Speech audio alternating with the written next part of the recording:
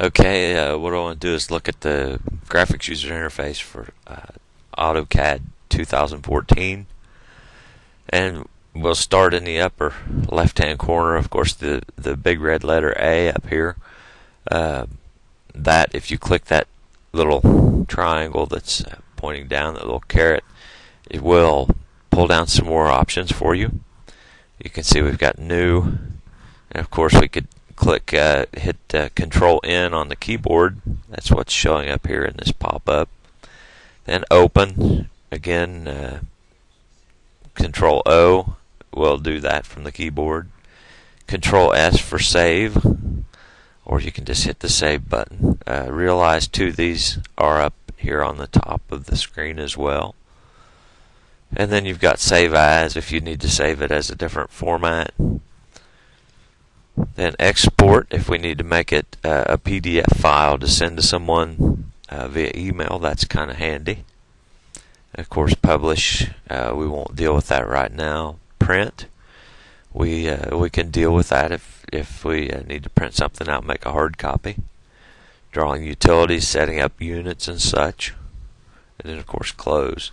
Over here on the bottom we've got exit the AutoCAD, which would be the same as coming over here to the far right and clicking the X. That closes AutoCAD.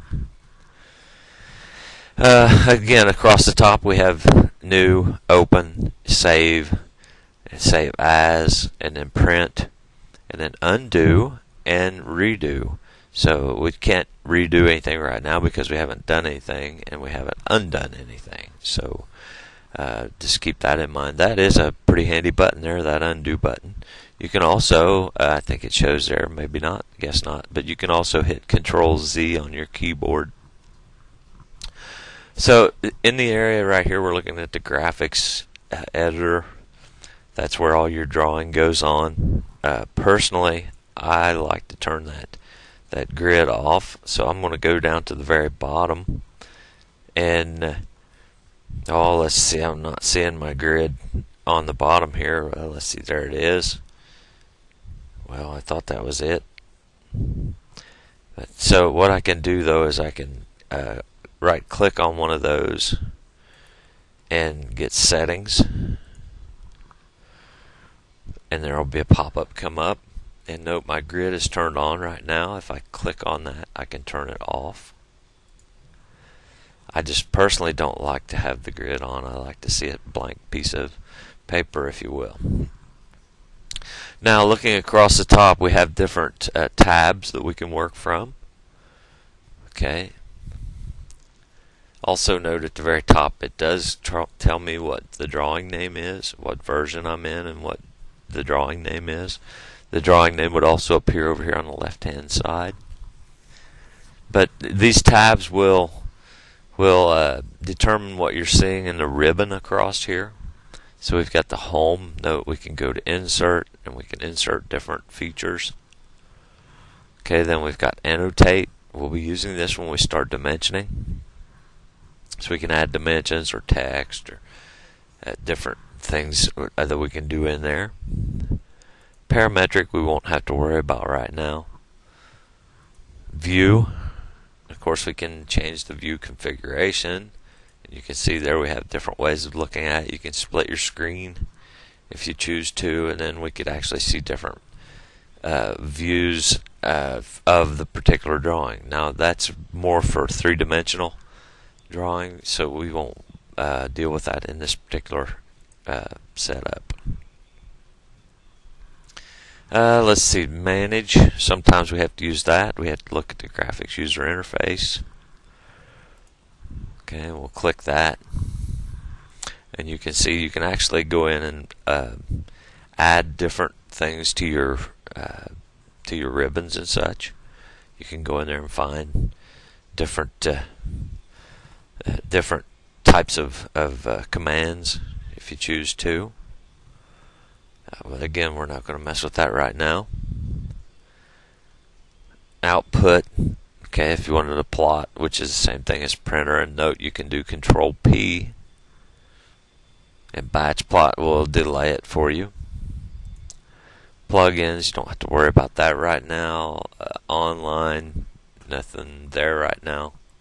Express Tools, Sketch Book Designer, and then Featured Apps, which there's really nothing going on there. Now, one other thing we need to look at is if you decide you need some help and you can't find me, maybe right up here in the left or right hand corner is help, and note you can fly that out as well. Download offline help, and you've got help, and that will tend to take you to, I believe it's Wiki. Let's hit that one time, and there are a lot of things you can do. Note there are some learning resources here and tutorials. Okay, and in the tutorials, note you can even do some offline help, and there were some sample files there. So now we're going into, and again, this is online, so make sure you're hooked up.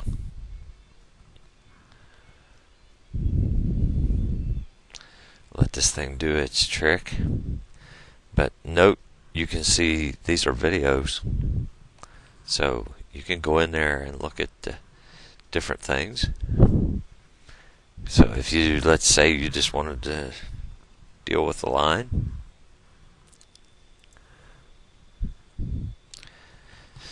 and there's construction lines, arrays, controlling line dimension lines. There's all kinds of stuff on lines there, and you can look at the different version. So you can get more specific and refine things for that matter. Okay, and let's say we wanted to trim. Okay, there's extend or trim commands. And another way you can get to this same help is if you, for some reason, you want to go into the line. Note you can hit line and press F1,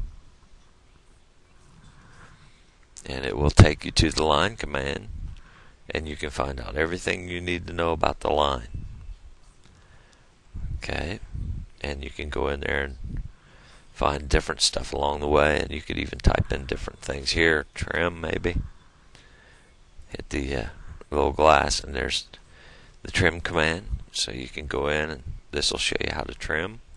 So you can start out by going to one of these, but like I said, if you wanted to hit trim and hit F1, there's the trim command. So that can help you quite a bit as well. So don't be afraid to use that help if you need it. It's there for your use. So I never turn it off. Okay, and as I said, this is the graphics area. Down at the bottom, we have the command line. Right now the command line is empty. You do not have to click in that command line as you go along. It'll let you do things. If I hit line, L for line, I can type that in, hit enter, and it's asking me for the first point. So it prompts me for information, so I can click a point, and it says, where do you want the next point? Or if you just come down here and click on that undo, it'll undo that last point. Okay, and now note there's a close, and that will close the polygon. And you can type in the uppercase letters that are indicated for each of these options as well. So you do have other ways of doing that, but you can just click on it. Also, down in the very bottom left-hand corner, you see the coordinate display. That's where the mouse is at in space. And then across the bottom, you have different display type options. Sorry about that. But note here we've got infer constraints we don't need to worry about. Snap mode, we might use that some. Here's ortho mode, and note the F8 function key will turn ortho on and off. Now what does ortho do? Well, ortho will allow me to draw lines that are either horizontal or vertical. That's all you can get when you're in ortho mode. And you can just snap that, and now I can go diagonal. many of these I don't have turned on in my normal day-to-day operations. I don't turn on polar tracking. I do like object snap to be on, and I want to right click on that right now, and there you can see different object snaps, and then there's the settings here.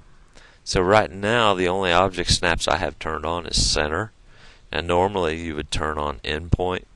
By default, intersection and extension are on. I'm not a big fan of those. They tend to get in your way. And I'll hit OK. And now note, when I move up close to the end of that line, I don't have to be touching the end of it. But if I'm close to it, anywhere from the midpoint down, I get the bottom half. Anywhere from the midpoint up, I get the top half. So I can be right here and it'll snap right to that. And it'll snap there. So and we'll talk about object snaps quite a bit more as we go along. They're very, very handy.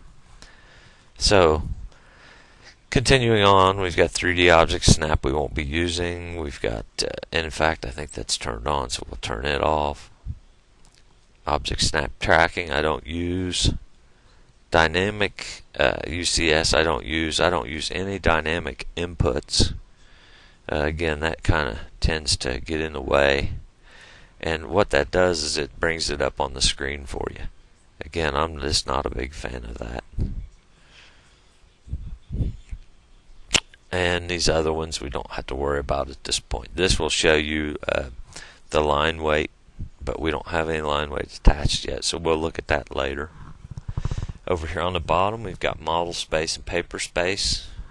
So that turns it into an actual paper type application, and we can go model space while we're still looking at the paper layout.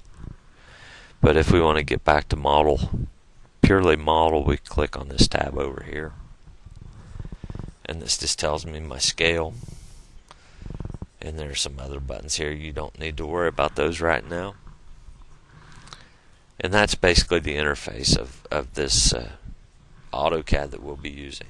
We don't need to worry about this navigation bar over here or the world coordinate system. Again, we're only going to be using two-dimensional, so that won't be necessary.